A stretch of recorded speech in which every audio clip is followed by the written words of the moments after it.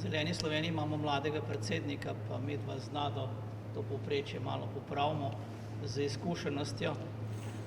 Mi nismo zeleni taki, kot si ljudje mislijo, ki samo komplicirajo, samo nagajajo, preprečujejo razne projekte, razne prostorske akte, ampak želimo biti zeleni, kot naprimer v Avstriji ali Nemčiji, ki soustvarjajo državno politiko.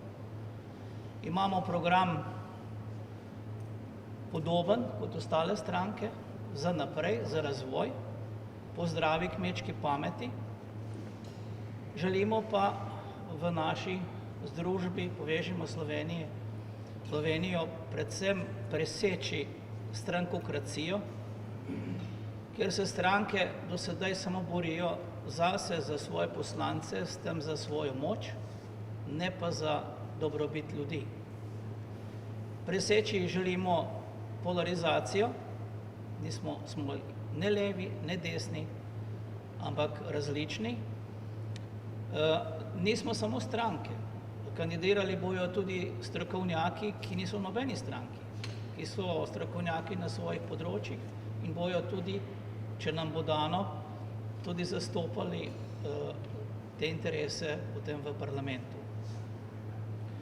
Mi kot zeleni seveda bomo tu nek korektiv, da bomo skrbeli, da gospodarstvo ne bo presegalo neke mejne vrednosti, bomo čuvari znotraj tega, poleg tega pa tudi kreirali politiko, razvojno politiko te države.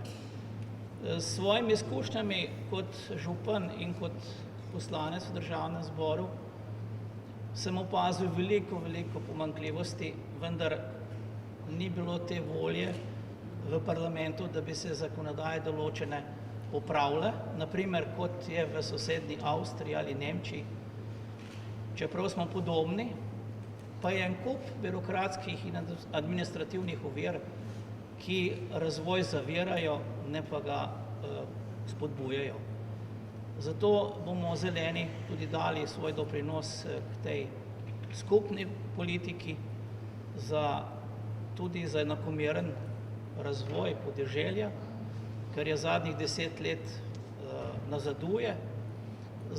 Smo tudi za ustanovitev pokrajin kot drugi nivo lokalne samouprave, tako da upam, da bo nam dano, da bomo od 24. aprila naprej tudi bistveno lahko pripomogli k razvoju Slovenije.